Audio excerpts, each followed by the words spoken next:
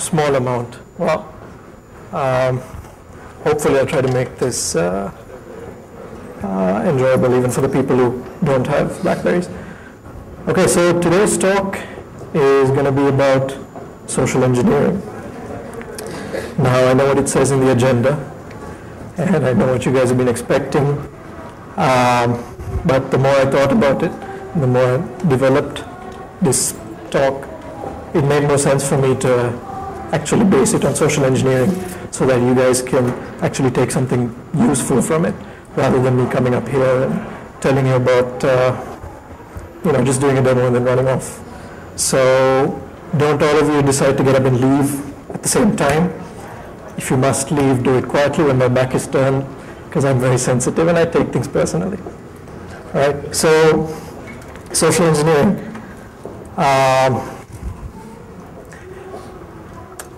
I'd like to talk to you, you guys in the security industry probably know social engineering as the hack that works every time.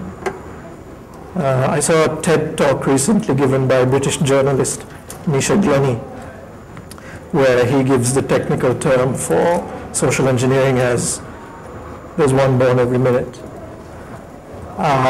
This is apt because essentially what you're doing with social engineering is that you're taking advantage of somebody's trust, somebody's inherent human trust. You're taking advantage of that, you're manipulating him, and you're making him do things, or making him reveal information that you would want. So what has this got to do with a Blackberry, or any device for that matter? Well, it's simple. No matter how secure a device that you have, there's always an opportunity that you're going to get owned. I think that's a statement worth repeating. No matter how secure a device you have, there's always a chance that you're going to get owned. How? Through social engineering. And why should you care? Because of your personal information, your personal data. If you guys just, excuse me, I'll give the people a chance to settle down before I continue.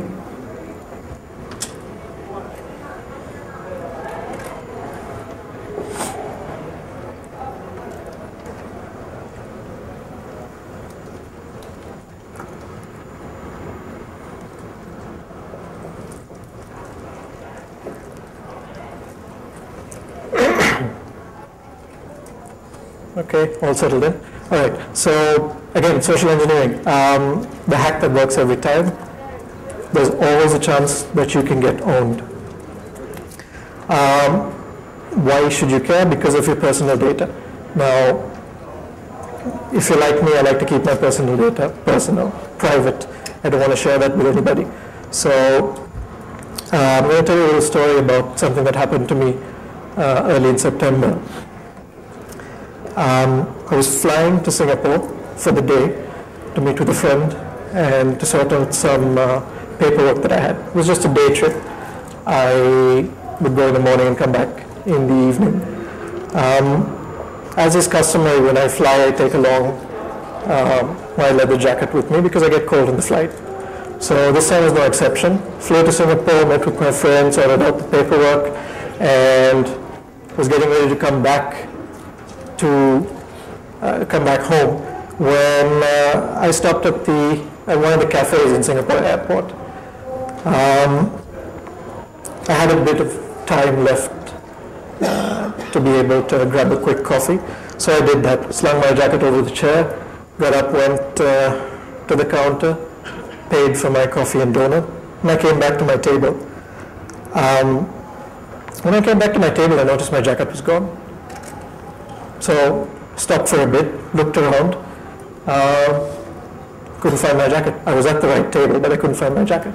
So I got this feeling like what you get when you go on a roller coaster or when you hit some turbulence on an aircraft, like my stomach was in one place and my body was somewhere else.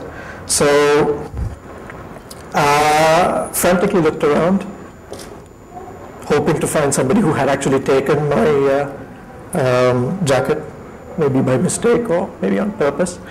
And couldn't find anyone. So by now, the feeling in my stomach had actually made its way up to my head, and I had this monster headache. Not because I lost an expensive jacket. It was a really nice jacket, and I missed that jacket. Also not because I lost a $700 Blackberry phone. No, the reason I had this monster headache was because all my personal data was on the Blackberry. I mean, my entire life was on this Blackberry. My contacts, my email, my SMS, the high scores to Brick Breaker and Sudoku, everything was on that, and it had disappeared. So I looked around as much as I could, didn't have any luck, and I had to abandon the search that day and just go home because I had to catch my flight. So if any one of you have ever experienced this, I think you should count yourselves lucky, as unfortunate as that may sound, because you can use this feeling to protect yourself in the future. I mean, for me personally, I'll never let this happen ever again to me because of this feeling. I constantly think back to this feeling that I had, the feeling that I get when I know that somebody else has access to my personal information. Somebody out there is able to read my personal information. So you guys should consider yourselves lucky if you've ever experienced something like this. So what does this have to do with Blackberries anyway? As technology improves and becomes better and better, these phones that we use today are becoming more powerful, becoming much smaller. Technology drives this evolution, and the Blackberries or the mobile devices these days can shoulder a lot of the burden of some of the tasks that we do on our laptops. For example, I have a primary set of tasks that I do on my laptop. For example, I do my research, conduct pen tests, write reports, write white papers, all on my PC. And then I have a secondary set of tasks which I do, which involve browsing the internet, checking my mail, communicating with colleagues and friends using IM. Now, my BlackBerry can do all of these secondary tasks with ease. It's not a big deal. I don't have to break out my laptop wherever I go. I can just check everything on my BlackBerry, check my email, my IM, and I can browse the internet. Although I must say that the BlackBerry has one of the worst or less good internet browsers out there. It sucks ass in comparison to the iPhone browser. And I can see my boss laughing there, because he has an iPhone.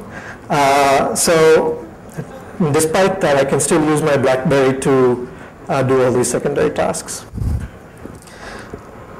So here are some of the reasons why I selected my BlackBerry, or why I picked a BlackBerry to use. It's got push email, it's got a full QWERTY keyboard, it's got granular security controls, transport level security, and device encryption. Now, since we're at a security conference, I'm not going to dwell too much on the first two, but instead, I'll talk to you about the other three. Granular security controls. So the BlackBerry has a set of permissions very similar to a PC that you would get maybe in Unix or in Windows. A set of permissions that determines how applications will interact with other applications and your data. So using these permissions, I can allow or deny access to my user data. For example, if an application wants to access my email or my contacts, I can either allow it or deny it. I can allow or deny access for an application to interact with other applications. So for example, if an application wants to talk to my email client or my Maps client, I can either permit that or deny. And internet connectivity. So again, if an application wants to connect to the internet, to a specific site, I can either say, yeah, allow it or deny it. Moving on to transport security. So if you are to get a BlackBerry, it's essential that your telco supports the BlackBerry infrastructure.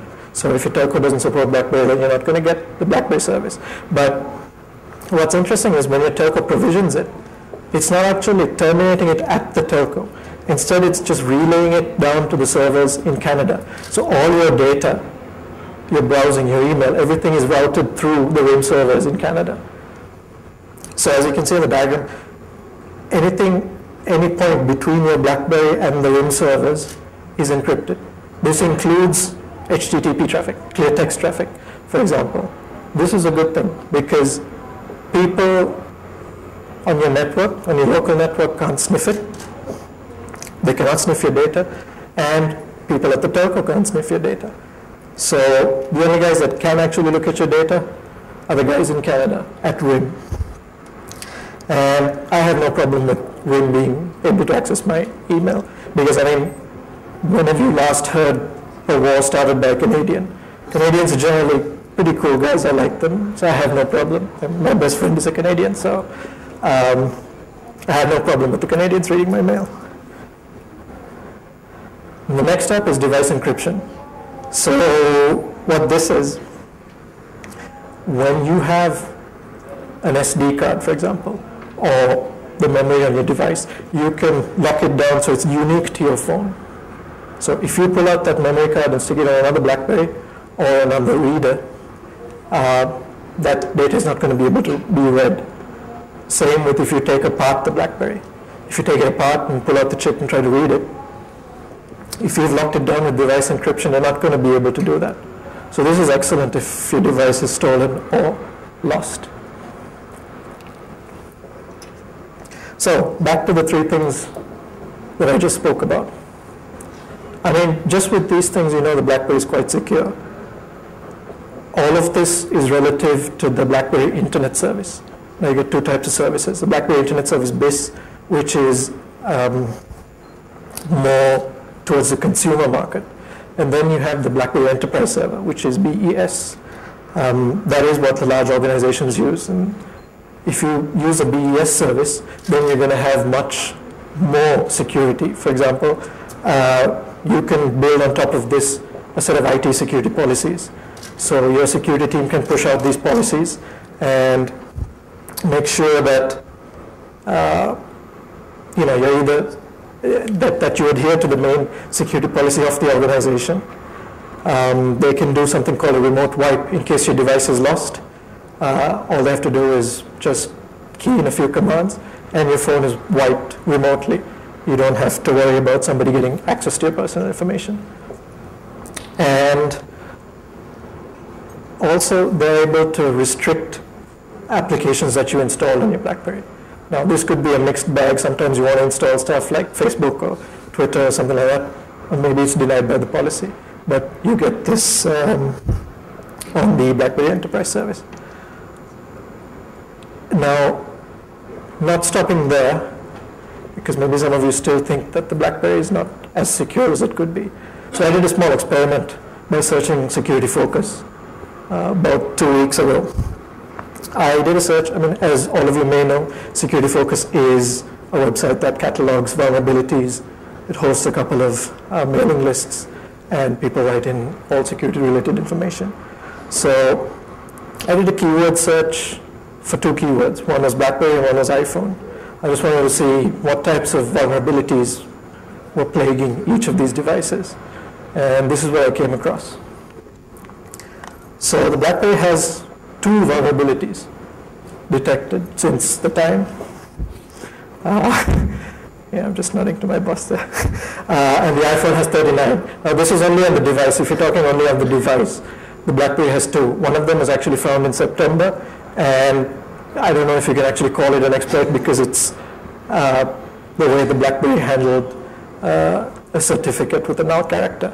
So it wasn't like a remote code execution or something like that. But the iPhone, on the other hand, has a few more bugs than the BlackBerry. So BlackBerry, pretty secure. So why do we want to hack a BlackBerry? Basically, people tend to put a lot of personal information on the BlackBerry. With the way, like I mentioned, technology moving ahead, you tend to do a lot of things on your BlackBerry now. You can do internet, email, etc., and it becomes an essential part of your life.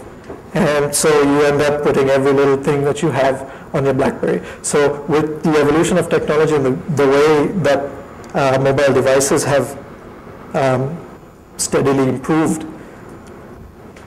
you begin to trust it more, and you begin to put a lot more data on it, you do a lot more things on it. So the amount of personal information that goes onto the BlackBerry or your mobile device is significant. So what kind of personal information are we talking about? Well, most high-end phones these days have cameras. So there could be some personal pictures of yours, naughty pictures of your girlfriend or boyfriend, depending on how you swim. Private text messages, for example. Maybe a couple of messages in there that you don't want your wife or husband to read. Emails, always a good thing.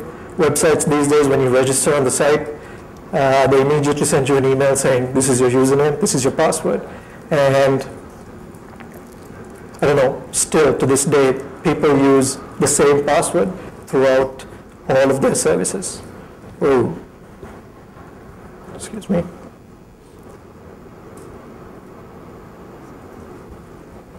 So they use the same password throughout their lives, for the email, for the login, everything. So if you have one password, you have all of them. Further in email, you find things like maybe financial information, contractual details, and again, obviously personal information. And lastly, you're going to have your phone call logs to see who you've been calling and who's been calling you. So, okay, we know why, because of the personal information. So we have a reason now to hack a BlackBerry, because we want to get our hands on that personal information. I mean, it's not like we need a reason to hack, but this is one of the reasons. Of course, we're going to run into a few problems though, because as you know, the BlackBerry is a secure device. So how do we hack it? Actually, before that,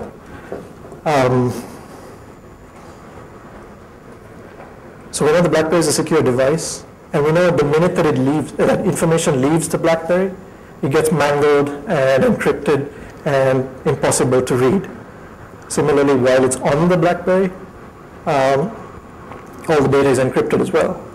But there's one point where the data is not encrypted. And I mean, I don't know about you, but I can't really read raw AES encrypted data. So when I use my phone, I need to see clear text data. So at that point, when you're interacting with your phone, your data is in the clear. So the way to hack it is obviously to place a program on the BlackBerry that can read or remove that information while it's in the clear. So all we need to do is place a program, an application on the BlackBerry that can pull out all this information while it's in the clear, before it leaves the BlackBerry and before it gets encrypted. But to do this, we're probably going to run into a few problems because we can't hack it. There are two vulnerabilities. One is a certificate vulnerability, so you can't really exploit that. So there are useful vulnerabilities to use that you can hack into the BlackBerry. We can't MITM the BlackBerry, or we can't do a man-in-the-middle attack, because obviously the transport level security is going to take care of that. So that's out of the question as well. We could probably steal it, but then if you're looking at stealing it, you're kind of crossing a boundary, and I mean, you're moving into the physical space now. If you're going to steal a BlackBerry, you might as well steal the guy's wallet, and it's not really something that I prefer to do. Okay, so let's think for a minute that we did gain access to somebody's BlackBerry. How easy would it be to take the information out from it? I mean, is it going to be a god-awful task? Is it going to be really cumbersome? Turns out, no, because RIM has provided quite a vast array of API calls, and the RIM API is quite extensive. So I'm going to cover a little bit of the APIs that we can use to take the information out and give you maybe accompanying scenarios of each of those APIs. So let's start off with DTMF tones.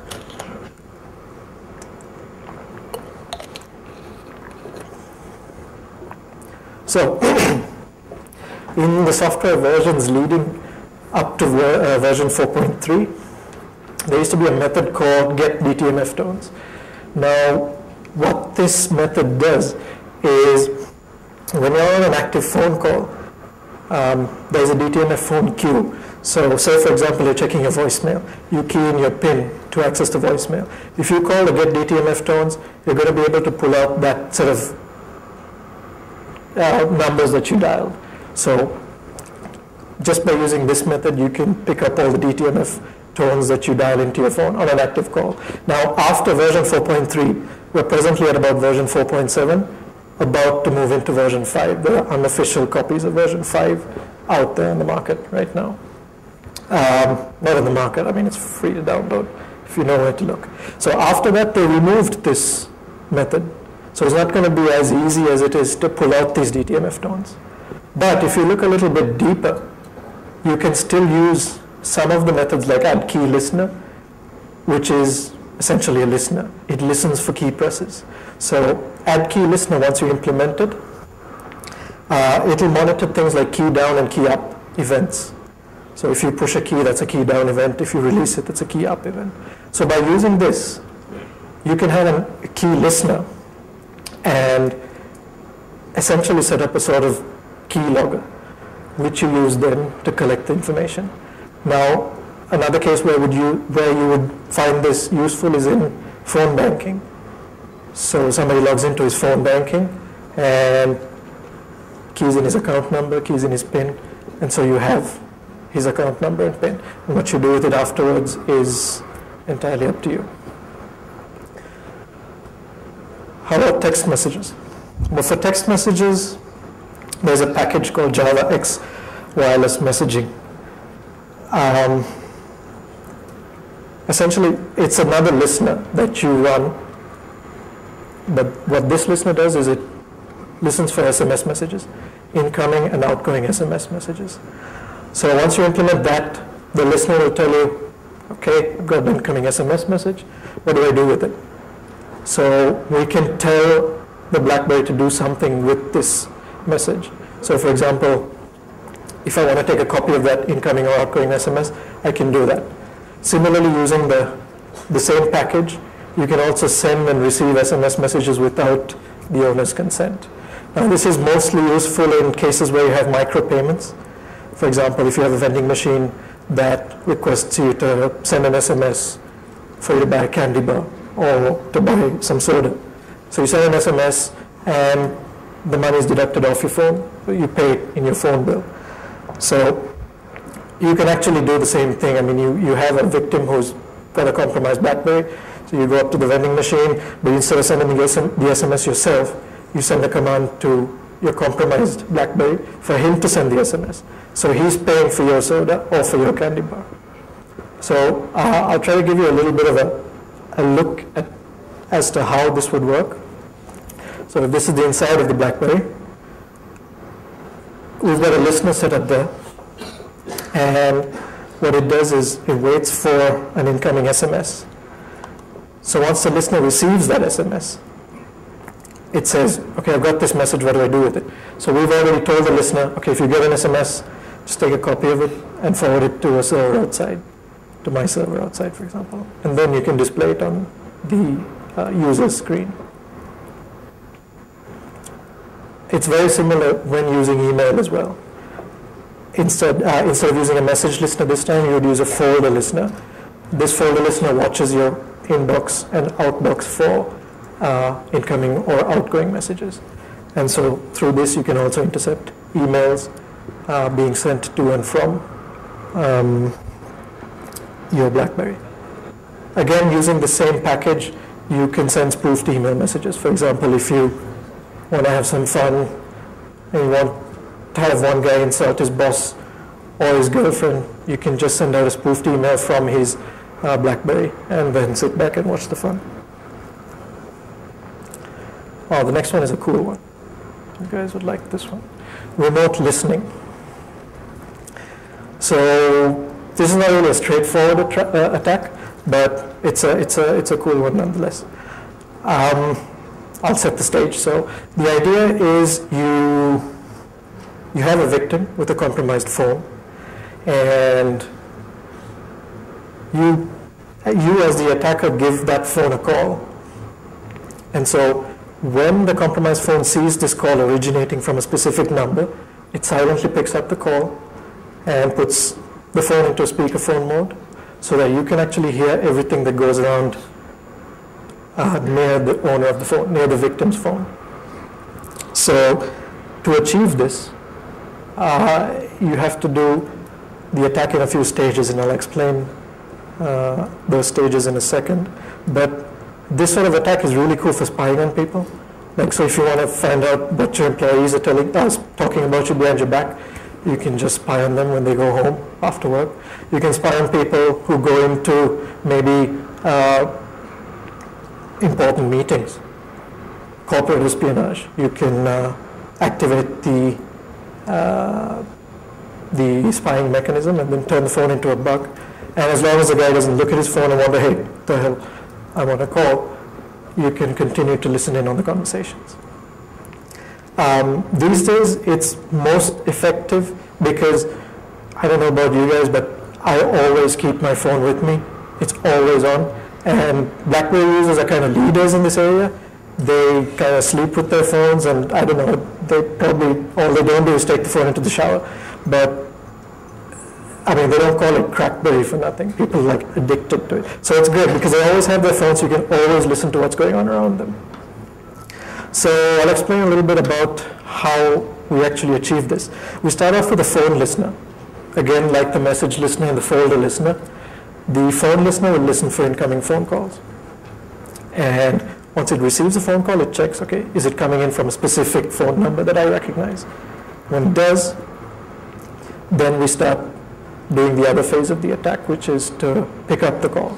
Now, sadly, RIM doesn't have an API on the phone to enable you to pick up the call. So instead, we turn to what is called the event injector. Now, as it is aptly named, the event injector injects events back into the Blackberry. So if you want to artificially invoke an event, like a new mail message or something like that, you can do that with the event injector. It turns out that the event injector can also inject keystrokes. You can make the event injector behave in a way as if the victim or the user was typing into his phone. So you can actually inject key events into the Blackberry. So to give you an overview of how that works, that's your Blackberry with the phone listener and the event injector set up. So you get a incoming call, and the phone listener says, okay, I've got a call, it's from the attacker's phone, I need to do something with it. So it talks to the event injector, and this is where we have our code placed.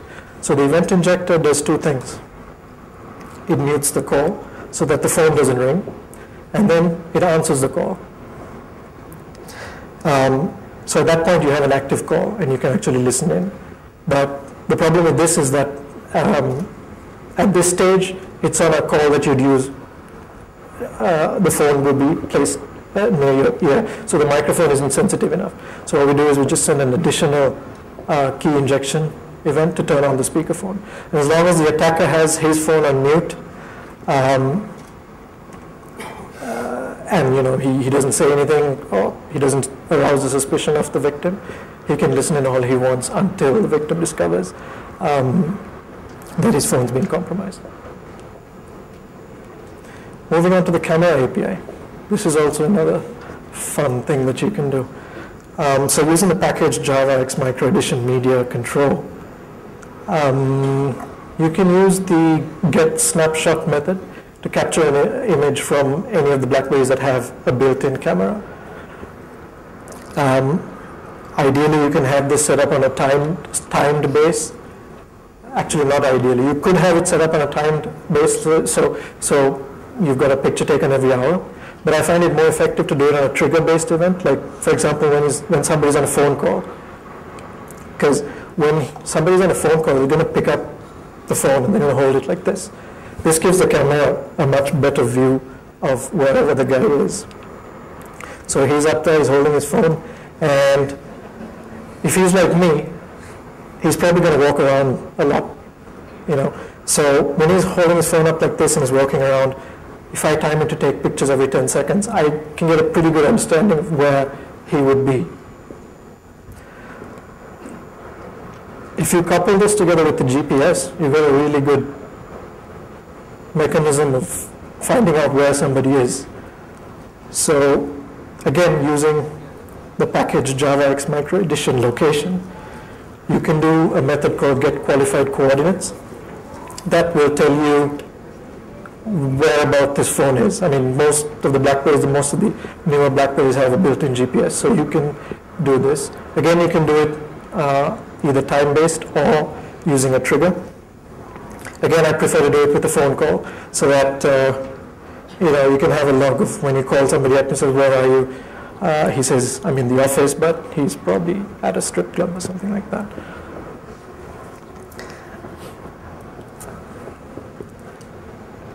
This one is an old finding.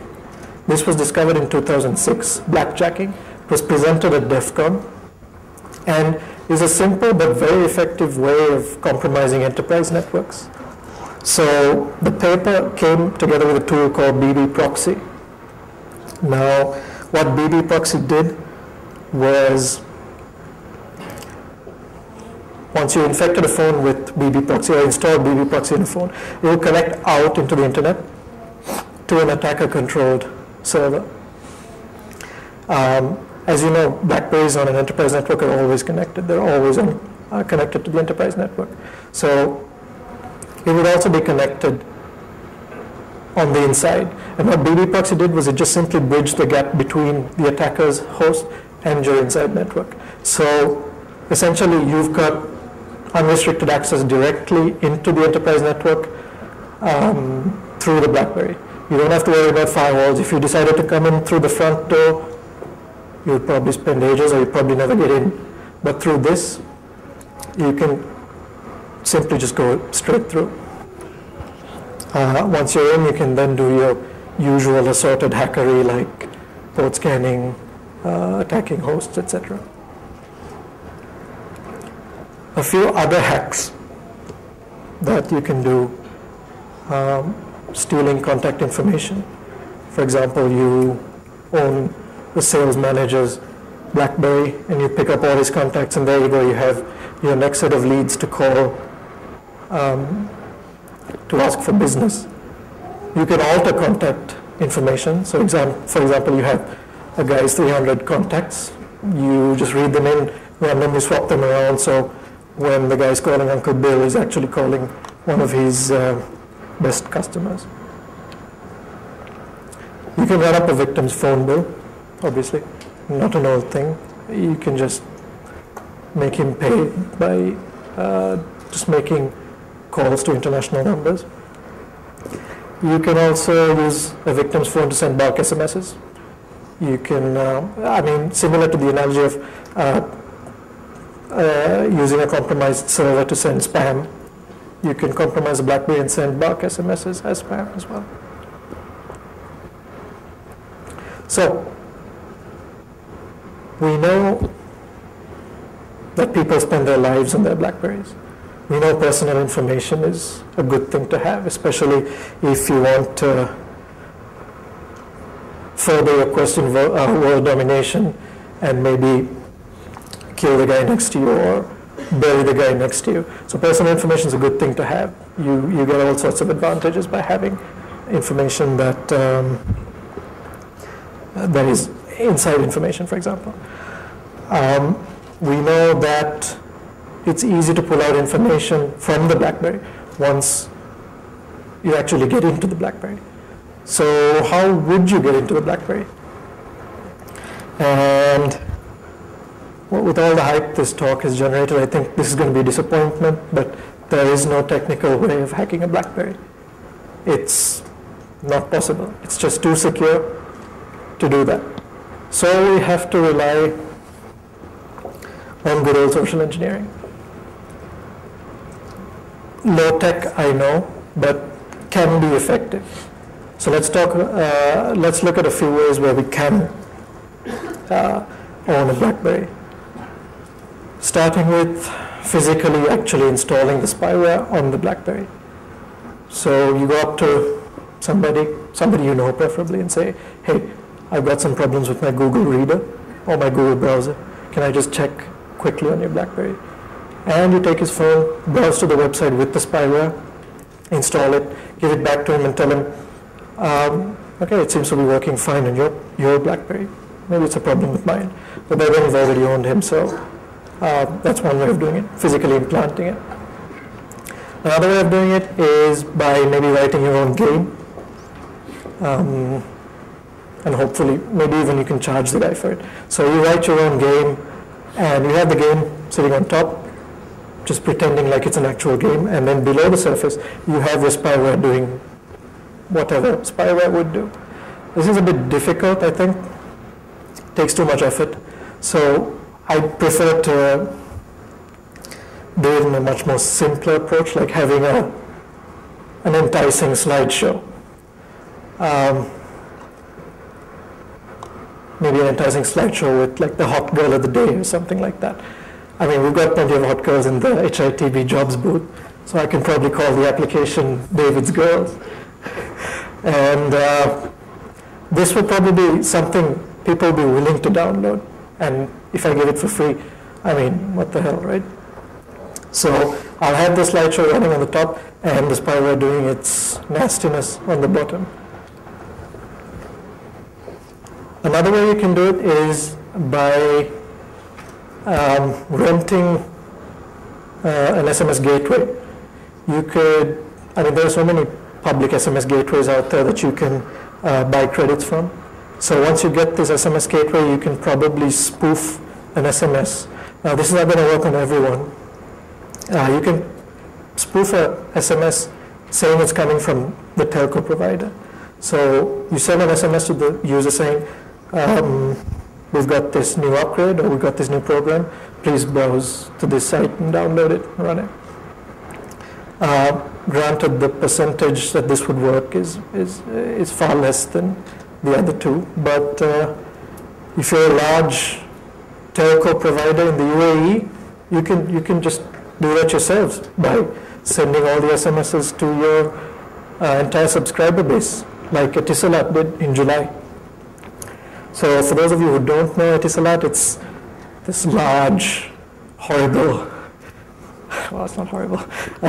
It's this large telco provider that's gradually taking over telcos around the Middle East and in Asia. What they did was they sent a message. This is the exact message that they sent.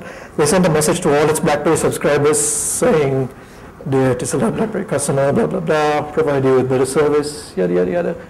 And they had the customers download essentially a patch. They called it a patch, a performance upgrade patch. It wasn't. It turned out that this was spyware. Now, I was fortunate enough to get my hands on the spyware before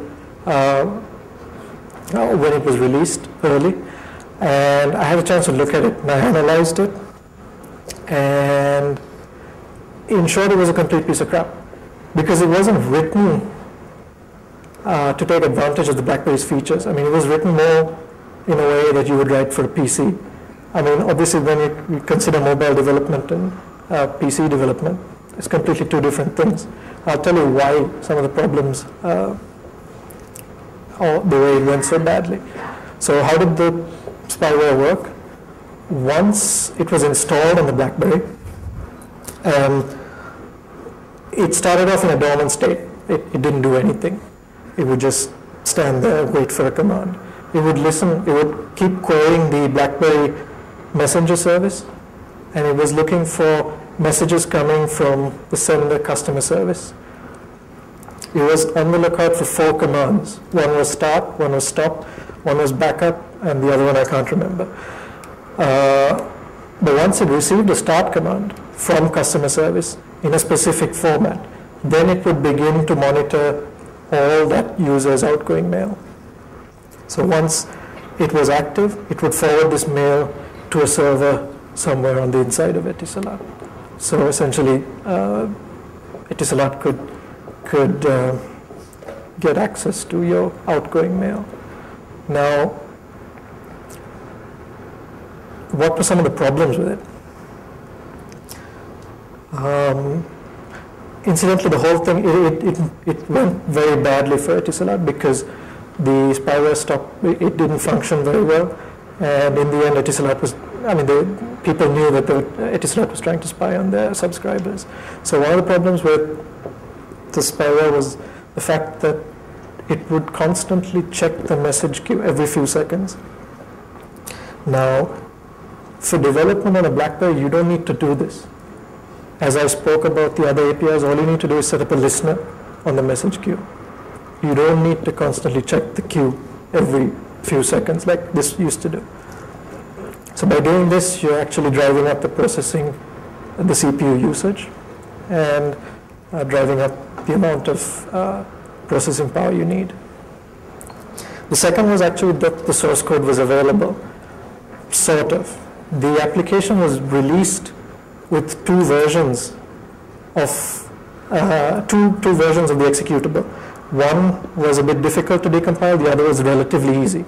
So once I got my hands on the easy to decompile executable, I was able to reverse. I worked my way backwards from there. So I reversed it, and then I had a good idea of what was going on under the hood. The last one was that the backend server collapsed. Now, I don't know if it was intentionally switched off or whether it went down as a result of not being able to handle the load. So what happened was this entire subscriber base of BlackBerry users had this spyware installed, and they were beginning to poll this server, or not poll the server, they were sending messages back to the server saying, okay, spyware is installed on this device, this is my model number, this is, some information about the phone. So when all of these people started communicating with the server, it stopped responding. So then you had all these subscribers trying to communicate with the server that didn't respond, and they were constantly retrying. And again, as a result, this drove up processing power. So what happened? Users began to see degraded performance, to say the least, on their Blackberries. It was really slow. Some users experienced overheating, and almost all users experienced significant battery drainage. So like I can use my Blackberry for about 1.5 days on average. These users were seeing full charge to empty in under 30 minutes, all because of this badly written spyware. And people were pretty pissed. If you read some of the tweets that were out there during this time, you could get the general idea of the sentiment that they had towards Etisalat. Etisalat is not very well liked, and this kind of drove their credibility further down. I should know because I actually worked at Etisalat for 5 years. So all this was beginning to smell like a legal interception exercise that went bad. Etisalat had actually hired this firm called SS8 to write the software. It wasn't written by Etisalat, it was written by a company called SS8. Now SS8 is known for their expertise in the areas of legal interception. I don't know why this one was the exception, because this was, if the software is indeed written by SS8, it was written, they've done a pretty poor job of it. The funny part is, to this day, Etisalat maintains that this was actually an upgrade patch. Even after RIM put out a statement saying this is indeed spyware and here's a tool to remove it, they still stuck to the fact that no, it's an upgrade. We were giving this to you as an upgrade. And worst of all, SSA didn't even comment on the whole scenario. So they seem to have got the concept of legal interception wrong, because generally to define legal interception is, in short, the government's right to spy on you if they suspect that you're doing something illegal or terrorist related. Now, generally with legal interception, you don't go and say bug everyone's phones. You don't say, I want to listen into everyone's conversations. You just identify the suspects and then you push that software out to only those suspects. But in this case, Etisalat was either ill-advised or not advised at all. And that is basically how it all went downhill from there. But anyway, I promised you guys a demo. So I'm going to try and do that right now. Okay, first maybe I should introduce my first program, known as bugs. So the job of bugs, or bugs' task, is to spy on your messages, your keystrokes, your voice, and your location. I had a few problems in getting it up and running for today. So today we're only going to see bugs sniffing ingoing and incoming and outgoing emails. I do have a working prototype of the portable bug that I spoke about earlier, so if you guys want to see it, you can come see me later on and I'll demo it for you guys, just so you can get an idea of what it looks like. But for now, for today, Bugs is only going to sniff your mail. So what Bugs does is once it's installed on your Blackberry, it tries to be stealthy by hiding itself from the applications menu. And generally when it's not on the applications menu, you don't know it's there, and there's no way you can uninstall it because you can't see it.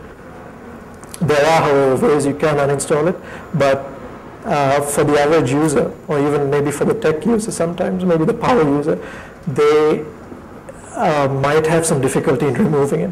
So this is one of the things that it does. It hides itself from the applications list, but I've still placed the icon on your downloads folder so that you know Bugs is there and sniffing your email.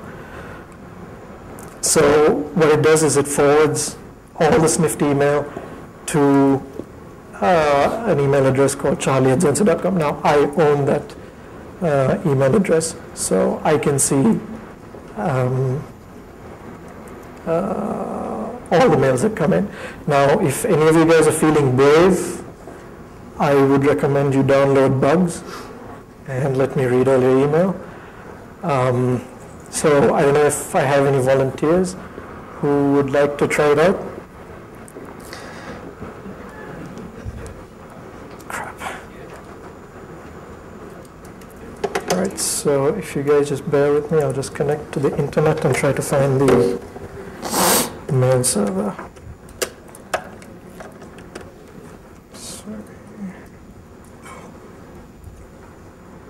So you guys have that URL?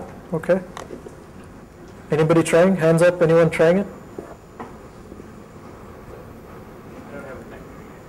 Oh, Prabhu's trying it. Excellent. Already done? Or no? Come on. Because I don't have a camera to show you guys what it looks like, but I can try to log on to the email address, email account and show it to you. Let me try that now.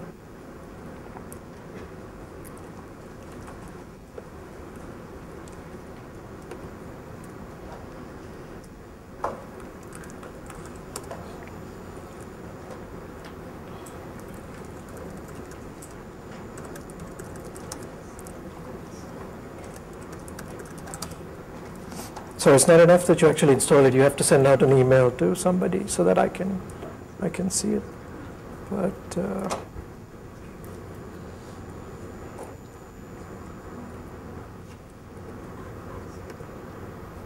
okay, so I've got quite a few messages. Don't want to. Okay, here's a message I get from. my daily rapid share download site because I download a lot of TV episodes. Okay. Let me send out an email now.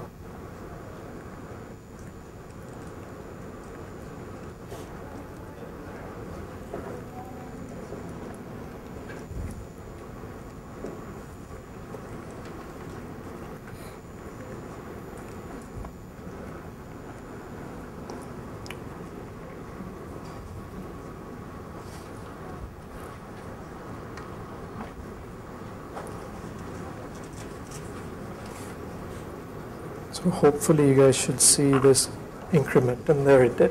So if I just open the last one,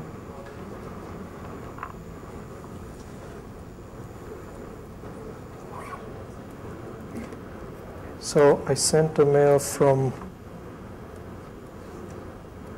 my Gmail account to my Zensei account, and I mean, this is the format that it comes in. I'm planning to make a backend server that reads the XML message. But this is the way it looks for now.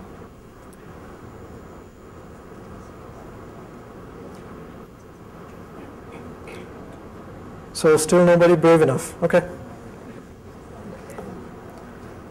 It's cool because you can actually remove it afterwards. So that's actually a screenshot in case the demo went horribly wrong. So this is what you would see on a normal Blackberry. If I didn't have the stealth enabled, you'll see bugs installed there. What I do is I use an API called the code module group, and I set the group's flag to hidden.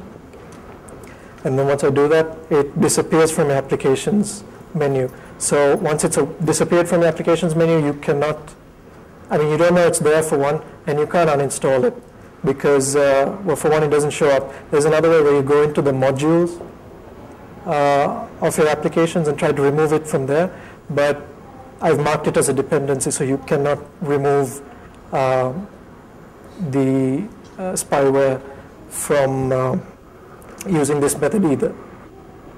One way you could do it is to physically connect it to your computer and use the Java loader to remove it, but it makes it very difficult to remove. Okay, so bugs was one. He spies on people. The next tool is Kisses. Now, Kisses loves bugs very much. She loves him so much that if they're on the same phone together, she goes looking for him and finds him. So Kisses is my attempt to develop a spyware revealer of sorts. So bugs or similarly designed software which are designed to hide themselves can be detected from this. In general, it's possible to manually remove the malware or the spyware, but it becomes a bit tedious because you have to go through a lot of modules. I mean, you have to go through a lot of data. You have to look at a lot of stuff. And if you cleverly design the name of the application to look like it's legitimate, you're probably going to miss catching it. So Kisses is a tool that will simplify the searching and the removal of similarly designed spyware. Now, if you have installed bugs, when you download Kisses from here, it detects the presence of bugs and reveals it so that you can uninstall it. So this is a screenshot of what it looks like. Right now it only looks for bugs because I was having some problems with the demo, so it only does this for now. Okay, so I've got, I think, 5 minutes left, so wrapping up. I showed you that the Blackberry is very secure. It still remains secure. You're never going to hack it technically. It's really secure. But the problem is with the complexity. I mean, these are two screenshots of the permissions and one of the modules. I mean, for a regular user, this stuff's really complex. Even for a power user, you're going to have to read through a lot of information or a lot of documents to actually get to a state where you're comfortable with. in order to know everything that's going on inside your BlackBerry. The other problem is that the BlackBerry apps are not regulated.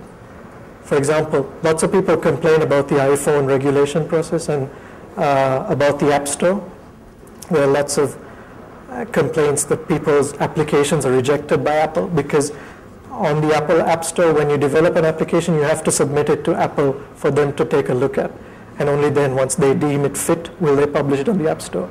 So if you were to release spyware and you send it to Apple, they'll say, hey, you're telling everyone it's a game, but it's doing other things, and they're bound to reject it. Now, this sort of closed system, while it's not good for some aspects, is sort of good for security because you have somebody actually looking at the code, but no such luck with the BlackBerry. With the BlackBerry, all you need is a code signing key, which you pay $20 for, and you can start developing applications and pushing them out to unsuspecting users. So I'll give you a few fundamentals on what to do or what to watch out for when you're out there. Don't install random pieces of software. I guess this goes without saying, even on a PC, but especially on a BlackBerry, don't go looking for software that's very obscure. I mean, if you are faced with the task of installing some software, check it out first, research it online, look at reviews. I mean, hell, mail me if you want and I'll take a look at it. But just be sure what you're installing on your BlackBerry. Just don't go randomly installing it and reading the developer's description and just installing it based on that. Now, the BlackBerry device is very good with productivity. It comes with a set of built-in tools that will help you get your work done. You don't need to bloat it further by installing every little piece of software out there. So, I mean, in addition to consuming memory, you're also opening yourself up to possible spyware. So limit that as well. Learn and set the default application permissions. Now, by default, the BlackBerry device has, it's not very restrictive, but it's not very lax either. It's got a mid-level set of permissions. But the way I did it was I started off with the most restrictive permissions and then worked my way down. So I installed the most restrictive permissions, then installed all my applications, and each application complained, I need to access the internet, I need to access this, that. And then by that time I realized what my applications were trying to do. So I left it like that with individual permissions set for each application. So you could probably do that as well.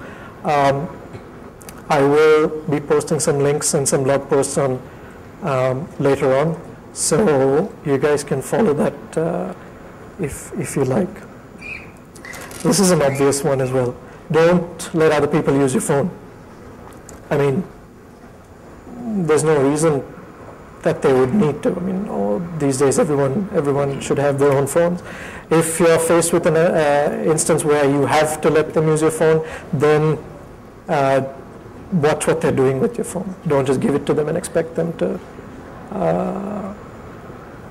be nice. Lastly, always enable a device password. Again, maybe something obvious, but yeah, it hampers productivity a bit because you're going to have to log in every time. But this is the least you can do in case your device gets lost or stolen. At least you're protecting your personal information. Your private information is protected at all costs. So if you guys want to keep up to date, just send me an email at these addresses, or you can read my blog. I promise I won't spam you guys if you send me email. I'll just, whenever I update a blog post, I'll just shoot you guys a quick one-liner saying new blog post regarding this. Or you can follow me on Twitter or just check the blog directly. So, any questions?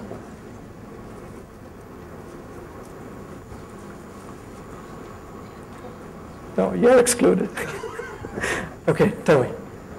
So, could you have written the bugs application for the iPhone, considering the App Store and no background processing? Funny you should ask, because there is a tool that is available for the iPhone that does similar things. The only problem with that is you need to have a jailbroken phone. So for all you jailbreakers out there, beware, because you're not safe. All right. Before we go, I'd like to acknowledge my company that I'm working for, Hermes Consulting, and thank them for their support, for coming in.